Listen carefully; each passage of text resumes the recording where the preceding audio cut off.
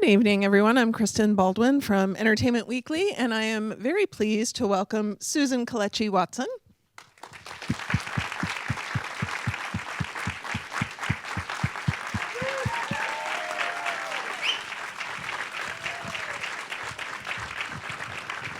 Hi. Ooh, is this thing on? It will be on. I don't if think it's not mine is already. on. There you go. Now it's on. Is she on? She's on. She's there? Okay. Can you guys hear me in the back? It's theater. I should project. Okay. Yeah. So thank you so much for doing this, and that was a great episode to watch. I mean, basically all episodes that feature Beth are awesome. Oh, But well, thank you. so going back to sort of starting out on the show, I had read that you flew to do a reading with Sterling K. Brown. There were 4 other women sort of in the running for this role. Yep. But backing up a bit, Beat the pants off them. No, just kidding. They're so good. They're so good. Backing up a bit, how did it get to that point? How did you first hear of the role, and how did you get to be in the final 5 and all of that? How did I get to that point? Oh God, so much crying and wailing. No, I got that audition. It's a hilarious kind of story. I got this audition, just like any other audition that you get from your agents, and I had 2 auditions back to back, like one day and one the next. And the first audition was for something that I was surprised to even get the audition for. My friend Danai Gurira, who is a actress, yeah, there you go, actress, playwright, everything. And she was doing a play called Familiar. And I was telling her that I wasn't working on anything at the time, and I was trying to figure out what I was going to do next. She's like, you should audition for my play. You should audition for this certain part in the play. And I said, girl, okay, yes, I will do that. So I went and started working on it with a friend of mine from NYU. And that was one day, and then the next day I had the audition for, I had the audition for This Is Us first, and then the next day I had the audition for her play. So I went into my audition for This Is Us, and with a casting director, small little room at Telsey, somewhere in the corner. And we did the 2 scenes. There were only 2 scenes written for her in the pilot. That was all I knew of Beth. And he was like, oh, that was really good. You want to try it again? And we did it again, and I left. The next day, I worked all night on the audition for Danai's play. And I got there, and my friend Andre, I sound like I'm name dropping, but these are people I went to school with. They're fabulous actors, but Andre Holland helped me work on it, and he was like, you're going to get this. This is all you. And I was like, for real, Dre? He was like, you got this. And I said, all right.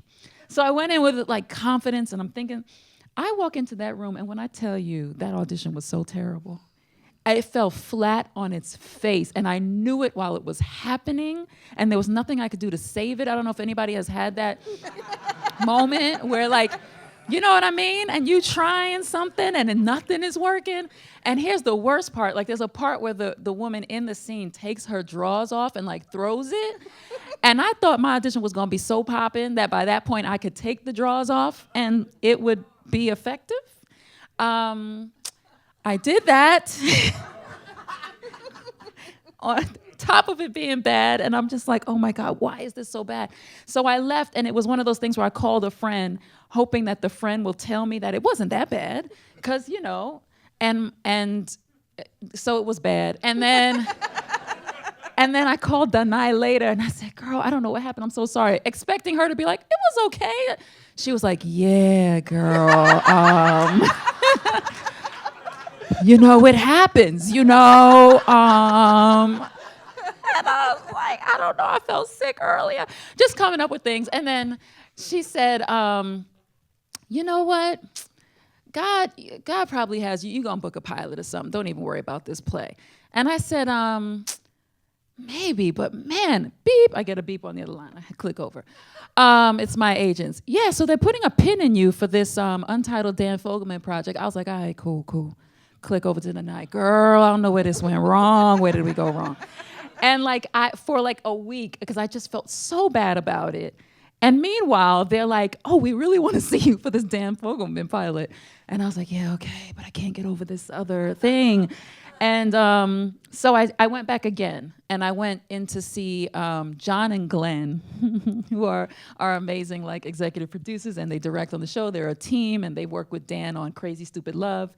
And they auditioned me and some other really fabulous actors who are good friends of mine, who are very talented. And I went in and I felt like I took every note and I felt like, you know what, whatever happens, I really did do my best. I feel like I can walk away and be like, that was about all I could do with what I got.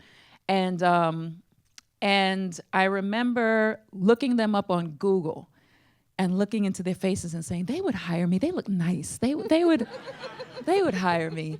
You know, those little stupid things you do. And then I got word that they were going to start testing folks, and I could either use the audition tape that I did, or I could go out to LA and read, you know, for the people in the room. And I thought, okay, I don't know which one I want to do. And then my people said, well, did you read the script? Like, how do you feel about the script? I said, oh, I haven't read the script. I've had it now for like 3 weeks. I was like, I haven't read the script. They were like, go home and read the script. So I went home and I read the script. And as soon as I read it, I got to the end of it and I was like, I have to get on a plane to go do this. I mean, the end of it, when I found out like Jack and Rebecca were in the 70s and I said, oh no. I said, that's their kids? What? I said, I got to go. I ain't never read nothing like this in my life. And so literally 12 hours later, I was on a plane and I was going out to LA to read with SKB. And he and I knew each other from NYU, but we weren't in the same class. And so I kind of looked up to him in his class and all these kinds of things. But we got to know each other, of course, more now doing the show. But it was comfortable having somebody in there that I felt like read from the same handbook as I did, because I knew we learned the craft in the same way. So I knew we could play in the same way. So there was a very comforting feeling being in that room with him. I was going to ask, because you knew him, did you know you were going to be reading with him? I did. I learned that he had already booked the role, and he was going to be in the room. And how does that change as a performer, your approach to, obviously this is an important, moment, an audition, but now that you know this person, how does that sort of change? Does it just change how you approach it in that you're less nervous, or? I think so. I think it made it so that it was comfortable. Do you know what I mean? Like I walked in and it was like, oh, there's Sterling. He's already here. There's somebody I know at the party, And like I said, what made me the most comfortable is that I know that we've both trained in the same way. So I know that sense of play, or I know how we can bounce off of each other, and it made sense to me. I know that he wasn't going to just do his own thing, and then I had to sort of figure myself out. You know what I mean? I knew that we would vibe in a way, instinctually, because that's what we've been taught. So you had been working very steadily in TV for years before this. You'd been on a lot of big procedural dramas, NCIS. See, it looks that way on IMDb, right? It does. It looks like I've been working just steady, right? It does. Honey, no. Where are my actors in here? It's hard.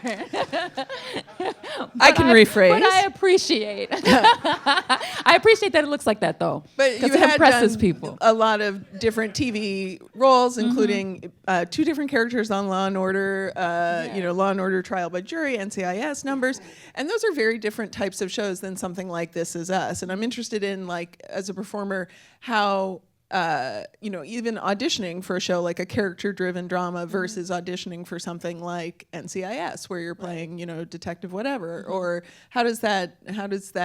What are the differences in your approach? I think when you have something like an NCIS, like for example, in NCIS, I was playing a low-level intel agent, and sort of out of school, and I was a germaphobe, right? So that was a fun spin on it, and I could play with that, but there was a construct to that show. And so when you watch it, you sort of learn how to fit in. You can watch an episode. Something like This Is Us felt just a lot more like life. So I wasn't trying to fit into something. I was actually just bringing this character. And I didn't have an episode to watch, so it was all just so new. Something like Law and Order, like, you're going in and it's like, dung dung, you know what I mean? And like, here we go, we're about to do this. And that's how you earn your stripes. It was how you earned your stripes in New York, but there was something about these these types of dramas that, you know, they have their formula and you kind of know what works and how to play into it. With This Is Us, it's very character driven. So it became about what we do with the characters, I believe, that then form our sort of construct of our show, which is still very kind of free-flowing, I think. Yeah. And it's definitely still evolving. I mean, the way This Is Us keeps changing. You know, up until you had a long run on Louis in 2014, up until then, a lot of the TV spots you had done were in the sort of procedural space, you know, the Blacklist and things like that. Yeah. And I'm wondering, you know, as a working actor who was working very hard,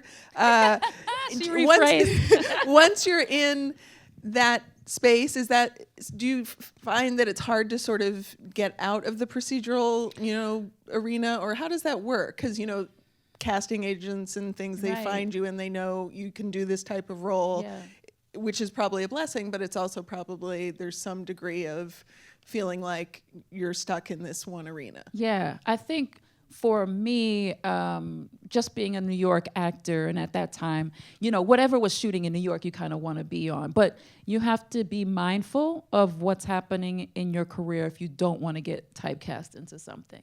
And I'm very much a character actress. That's how I see myself. I like to really transform. That's what I love to do. That makes me. Beth, for me, is a character. I no part of my life resembles Beth. None of it. You know what I mean? But like that's a character, and as sort of nuanced as the characters on This Is Us are, it's still a character for me. And so I'm always mindful of how much I do one thing, and I'll have that conversation with my agents. And even though that work might be like, hey, you could do this and it's easy, it's like, yes, but what career am I building? Because I just want to make sure that I get to the vision that I'm seeing. And you can get caught up in just taking the job, you know, because it's hard, you know, and you're trying to make a living, and there's all these things that come along with it that I've experienced. But there is a level of having to remain conscious of what you're building toward. And is there a career that you look at, you know, out there that you're sort of modeling, or, you know, just that you have as an aspiration? Oh, Amy Adams, to me, like, so spot on. I remember, her name came into my head, into my spirit one day, and I said, why am I thinking about Amy Adams, you know? And I went down her IMDb page, and I started to look at some of her movies, and I said, this woman does not play the same character ever. She is always doing something different, from Enchanted to like, what's the boxing film, where she played like the chick at the bar. Sorry, y'all. Can't take the Brooklyn out of the girl. She played the woman at the bar. The fighting film. It was like Matt Mark. Was it The Fighter? Yeah. Yes. To like, I mean, if you just, you know, go down her resume, everything she does it. Sunshine Cleaning. You know. Everything is different. And I thought, that is the bomb. You know, because this woman has, for a good 11 films, she has not done the same thing twice. That is my model for what I want to do. Well, obviously you're busy now with This Is Us, but do you have sort of a dream type role that you haven't been cast in that you would love somebody to give you? Yes. I always think about these, I love period pieces, and I love the very early, something like, I don't know, even like a Nefertiti, or these very early, you know, dynasty pictures. I love things like that. I would love to play some type of queen. We'll figure it out somewhere. And, and I love the superhero films, you know what I mean? I would love to do, we also, I hope, saw Black Panther, and, you know, those kinds of epic, you know, films where it's about this power that you have, but there's something about this inner power that's being exerted that I love that. And I feel like you can take those films so seriously in the way that Black Panther did. There could be a real story there, and there's, you know, a real story to tell. And then I'm a big fan of buddy cop films. Like, Seriously, give me a Bad Boys and I'm good. Oh, wow. Yeah, All right. yeah. I'll play that Martin character all day. Because I love comedy. Like that's the other thing. I really love comedy, and so those are things that I've thought about. I think those are like my top 3. Yeah. Those all sound great. Okay. So this episode that we just watched, Vegas Baby, is really fun because we get to see Beth cut loose a little bit. You know, this is episode 34 of the series, and she finally gets to have a little fun. Yeah. When you first read the script, you know, what was your reaction in terms of, you know, seeing that she really got to get out of her comfort zone a little bit and get on stage with Magic Mike? Well, you guys didn't even see the half of it. Oh my God. I wish I had my little video to show you what they didn't show.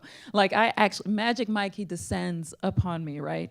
And then like he smells me up and down, and you know, I just enjoy him smelling me and stuff. And then he picks me up and like I wrap my legs around him and we spin up into the air. And then I like lean back, like, you know, for like the flash dance moment, and we're spinning around and we come down, and then he gently caresses off my body, and all that was cut. So and it's funny because while we were doing it, I had on that beautiful Hala Bamet, just dressed us beautifully, and I had on this beautiful diamond sort of, I don't even know what you would call it. It's like a little cape, right? And so that's twinkling in the air. And I did this thing maybe 4 or 5 times, spinning in the air. Nobody told me about motion sickness. Oh, no.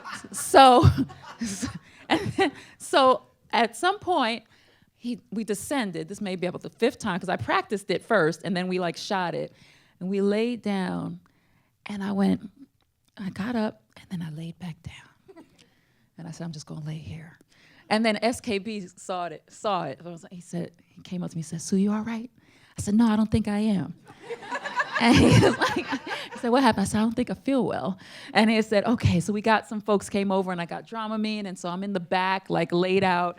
And then I talked to the guy who was spinning me around, Anton. Oh, he was great. He's good at what he does. And I spoke to Anton, and Anton was like, "Oh yeah, you got sick?" "Yeah, I was sick for like a month and a half." I said, "Brother, why you ain't tell me before we went up in the air?" So that was fun. The whole Magic Mike thing was fun. I thought, oh great, Beth finally gets to like not be a mom and not be a wife and not be, sort of involved in work. Like she can just go and chill and hang out with her friends and see more of her and Kate, which was really exciting to me. Because I thought, I want to see what her dynamic is on her own with his family. Yeah. What is that about? And then the other thing that was exciting and a little like daunting was this fight scene that Randall and Beth have, because what Dan said to us was, he said, "You guys are gonna fight like for real in this episode." I was like, "But Dan, we fought before. Like, remember when we fought in the pharmacy?" He said, No. Like it's for real. Like the gloves come off." And I was like, "Really?" And so that was like, okay. Like there's something about introducing that new dynamic when people already feel like they know the couple. Mm-hmm. It's like, how much are people going to forgive it? How far can we go? And we just felt like, I feel like we've built enough trust between them that we can go as far as we want to go. People need to see that it's real. Not everybody's going to get along every day and all the time, and it's not that they do, but sometimes there's going to be like some knockdown, drag out moments. Yeah. And that makes the relationship, it can still be goals because people get through them. Right. And we got to see how people get through it. Yeah. And that episode we talked a little earlier, that was directed by Joanna Kearns. Joanna, show me veteran that actress from again. Growing Pains, Knocked Up, and now she has this. We would sing that to her, like on the mic. I'm sure she loved that. Sure she did. Sterling would start and I'd harmonize. What is it like how does it change things when you're being directed by a fellow actor, especially one who has so much, experience working in TV as well? Can I tell you, Joanna was fantastic. She's just a really good director. I mean, she had that perfect mix of being an actress and a director that you never felt like she was trying to coach you through a scene, which can be hard, but it was like she knew how much of a note to give you. You know what I mean? She also knew how to make sure the scenes connected and what takes and when we got it and when we, you know what I mean? she was just very good at it. She looks exactly the same. I was like, how? I mean, she just looked like she stepped off the set of Growing Pains and came to ours. So after not seeing her, she's been behind the scenes for so long, and just her personality, her demeanor, she brought a lot of goodness to the set, which is also important. To people want to know that you're a strong leader as a director, but also that you have a great disposition and we can get through the day. So right. And we talked a little bit about your chemistry with Sterling K. Brown, but then this episode you really got to have a real couple meaty scenes with Chrissy Metz. And how did you sort of find the rhythm with her in that, you haven't had that many scenes, just the two of you, if any? No, Chrissy's so easy though. Chrissy's just, she's so cool. And I enjoyed being able to the more I spend time with Chrissy, the more I just enjoy her as a person. So the fact that we got to, experience this dynamic. Now, mind you, it's awkward between them. So there is that. But it was fun to know what it's like to be in a scene with her. It was fun to act off of her. It was fun to know oh, this is what Beth is, with her, and that opened up another layer of the character for me. So easy. I mean, it's really any of them. It's a joy to work with. Really, we're all just so open, and everybody's so vulnerable, and everybody sort of is really open to learning from the other person. Where nobody's super. There's no ego of well, I got this. You need to catch up. It's always what do you need? Do you want to run lines? Do you not want to run lines? Do you want to sit and do this a couple times? You need a little quiet to yourself. It's that kind of thing. So it's very generous. And what is the level of improv on the set? With an hour-long drama, it can obviously be something that you have to keep a certain schedule. So, is there freedom to do that? And do you do it sort of with anyone you're in a scene with, or just with Sterling? Yeah, no, I like to throw it around. I like to see what sticks. There's moments where I think, oh, I feel like there's a funny beat right there. Let me throw something in there. Or I feel like I could say a little something different right there. And I'll run it by the writers and just what I feel is authentic, sometimes they'll write something and the idea of what they wrote is spot on. But I can say it in this way of, what would this 34-year-old woman say in this moment? You know what I mean? And it's I can drop that and say, oh, okay, that's authentic, And then there are the things that the writers say that are spot on. People say, Sue, I know you ad-libbed that. And I'm like, no, they wrote that, So they have an ear that's to the ground as well. And sometimes the rhythm of it is just so easy to play. But they're open to ad-libs. We play with stuff, and it's completely fine. And then do they sort of start writing in a way they see what you bring to the character or what other actors bring to their character? And then does that then lead them to writing almost more in your voice a little bit? I think so. I think it's smart as a writer, to be attuned to what the actors and how the actors are and what they're bringing to the character. We can sit in the writer's room, which is amazing. We can walk in at any time and sit with the writers and hear how they're developing these stories, but also chime in, and not in some intrusive way, but just kind of let me tell you a little bit about this scenario with me, and if this feeds what you're doing. Or I know with our storyline, Sterling and his wife met in college, I believe it was. And he told them that. And so that's how it became that Beth and Randall met in college, and he told them their love story of them being together since then. And sort of that became the base of our love story, you know what I mean? Yeah. So there are ways that we can contribute and ways that they start to hear my voice as Beth, and they know how to write that as well. So it becomes this symbiotic thing. At first it was just me doing their lines, and then it becomes me playing Beth, and then it becomes this symbiosis of us kind of working together, I think. So we have some audience questions. This one is from Jill. Your scenes in This Is Us are often emotionally charged. Mm-hmm. Do you have a specific thing or technique just before cameras roll to put yourself into the emotional state for a scene? Okay, where's Jill? Oh, hey, Jill. No.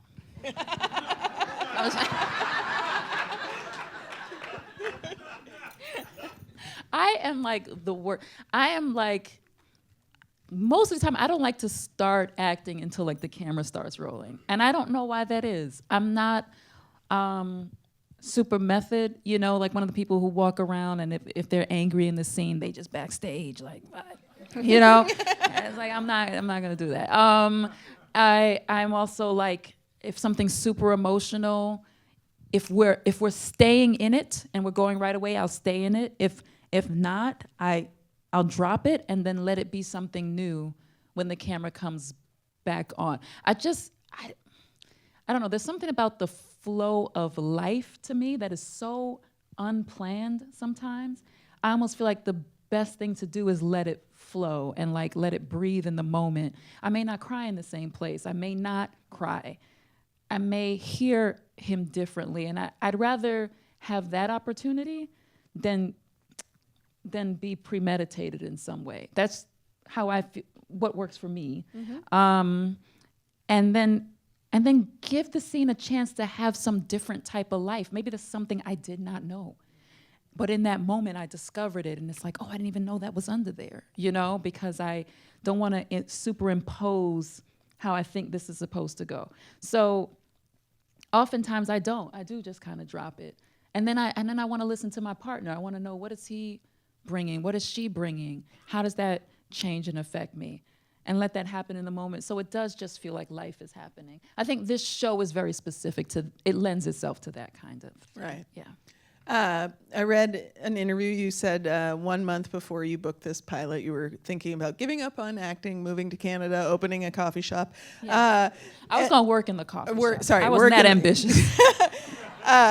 And is sad. Something that you said that there was sort of a shift in your thinking. You got your, and this was your quote, your personal joy back. And that was when things started to work for you. Absolutely. And I'm interested in hearing you talk a little bit more about that. Just even the idea that the attitude that you have does it affect how you perform and you know, then the results that you get? Absolutely. I think everything starts in our body, mind, soul, spirit first. And I recognized that I was beginning to treat this thing like a job, you know, when I really was initially doing it because I loved doing it. And there was joy in doing it. And I realized my superpower was in the joy, but I had extracted it because it became about getting the job, getting my bills paid, getting, you know what I mean, and working, and I started to see it in this very narrow way. And I had friends who pointed it out to me, friends who prayed for me, friends who were like speaking into my life in this positive way, and it made me realize, like, oh, I know what happened. It's not that I'm not good in the audition, or I'm not right for the role. My superpower is gone. The thing that energized me, the thing that made me walk into a room and say, you know what, it don't matter how this go, I get to act today, yes. You know what I mean? Like, I'm gonna do that, you know? I had to get that back, because that was the thing that really infused everything. It made every character unique. It made me kind of define my own thing that made me different from the next person and whatever their superpower is. But I learned that when I'm not doing it with joy, it's missing the heart of it. It's missing the center of it. It's doesn't have the blood flowing through it. And I had to get that back. And thank God I did, because it really was affecting not only that, but other things. I'd let it become a grind in a way that it shouldn't have been. And what is your tip for maintaining that joy even when you face the rejection that is inevitable in this line of work or any line of work? You know, how do you sort of deal with the rejection and then move forward? You know, I think the belief that my mother would say, you know, what for me can't be un for me. And it's like, what's yours can't be not yours. And so there has to be sort of a base belief, a trust in that you're doing this and you're going to do it, and there are things that are yours and there are things that aren't. And we do have limits, right? We're not going to get every role. But not letting that no define you in a way that says everything stops and everything. It's sort of like, oh, okay, that was a no. That's okay. We're working to the yes. We're going to find it. It's somewhere. You know what I mean? It's there, you know. It's not a definition. It's not a period. It's just a moment. It's literally a moment. And I've had many no's. I can't even tell you what you see on IMDb, you know, multiply that by, you know, 100 no's. You know what I mean? But the right thing finds you. It's actually trying to find, it's actually after you. You're not chasing it, it's chasing you. And the thing is, you have to want to, it's hard to catch a blessing or anything, whatever you choose to call it, with your hands like this. You kind of have to go like this, right? Mm-hmm. And so it's about staying in this posture of receiving, and that's what I mean. It's like you keep that joy inside of you and stay in this place of receptiveness, because all these no's are deceiving. You think it's meant to like shut you down. And it's not. It's making that skin a little tougher. It's making you go a little harder. It's defining your personal career. A no is just as valuable as a yes. You weren't supposed to be there anyway. You know, it's using it all as like a tool to build to where you need to go. Get a vision in your mind of where you want to go and make it so clear that nobody can take it from you. So no matter you say no to me, that's fine. You're not part of it then. We're going to keep rocking this way. And like, you know what I mean? That's really what it has to be. And that's what I had to learn over the years with so many of them. Like, how is this cultivating me? Because if I let everything be a disappointment, my God, where are we going to be, you know? Exactly. Well, it has been such a joy talking to you. Thank you so much. Thanks so much for being here. Catch up on This Is Us on Hulu, and it'll be back this fall. Thank you.